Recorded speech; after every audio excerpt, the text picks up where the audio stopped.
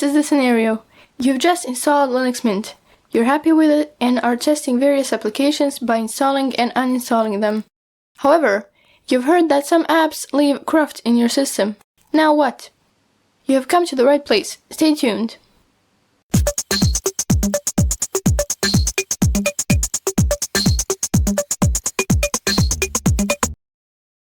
This is our testing LinuxMint 22.1 build, the latest version as of the time of recording the video. There are 3 ways to install apps on LinuxMint, and we'll discuss each of them one at a time.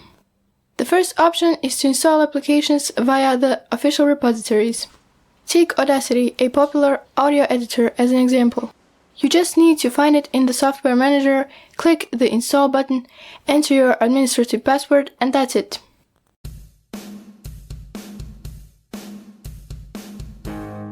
To see what the app leaves behind in your system, we'll start it and make some edits. We'll fast forward the video here.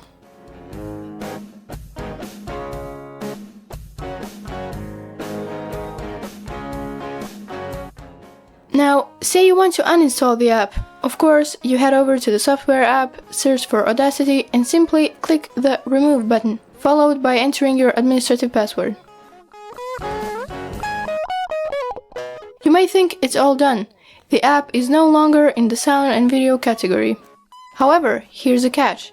If you open your file manager and enable the hidden files functionality, you'll notice that Audacity has left some files in your system. Check the .config folder. There, you'll see an Audacity-related folder still sitting in your system. This means that if you install the app from scratch with the intention of using it as it comes by default, you will find remnants left behind after it was uninstalled. You should also check the .local folder, where you'll find another Audacity-related folder. Make sure to delete both of those Audacity folders. Only now can you say that you've completely purged the app from your system.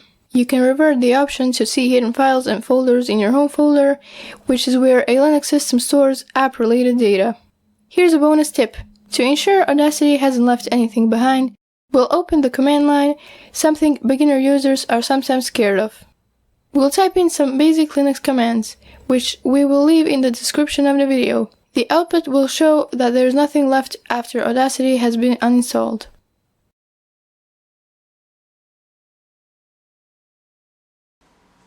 The second method to install apps in LinuxMint is via .deb files, which are installation files that you download from the internet. For this video, we installed Chrome in this way. First, we downloaded the installation file from the official website. Next, head over to the folder where the file has been downloaded and double-click it to start the installation. To ensure that Chrome leaves its traces in the home folder, we must first launch the browser and use it, as the related files are only created after the application is run. However, if you decide to uninstall it, you may encounter an issue. You can't do it via the software manager. Simply put, it's not listed there, so you'll have to resort to the command line.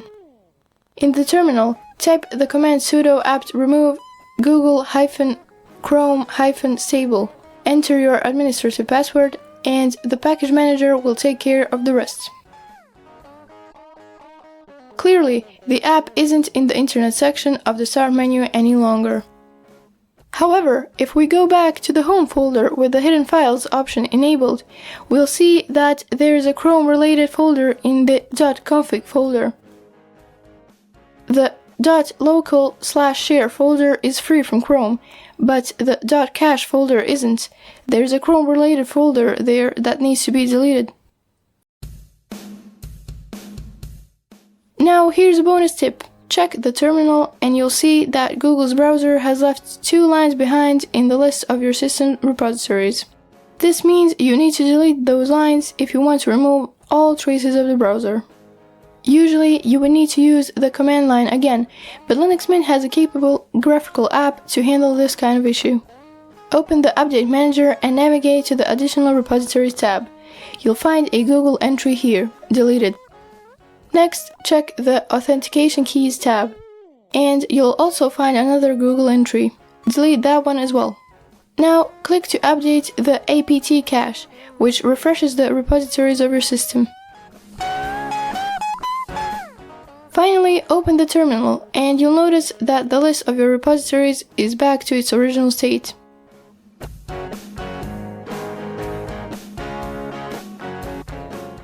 Last but not least, the third method to install apps in LinuxMint is via the Flatpak platform, which provides sandbox self-updating applications. Since Flatpak is enabled by default in LinuxMint, let's start by opening the software manager. We'll use the Brave browser as an example. Find it and click to install. To ensure that Brave leaves its traces in the home folder, we need to launch the browser and use it for a bit. Now, if you want to uninstall the browser, find it again in the software manager and click the remove button. Next, to remove any remnants left by Flatpak apps, you need to install an application called FlatSweep, which is also available in the software manager. If you check the start menu now, you'll notice that Brave is no longer there. However, if you open the file manager and enable the hidden files option, you'll see that there is a Brave related folder in the .var/app directory. Now start the FlatSweep app and voila! The app has found what the browser left in the system. Click the clean button. Finally, if you check the same folder again, you'll notice that the Brave related folder is no longer there.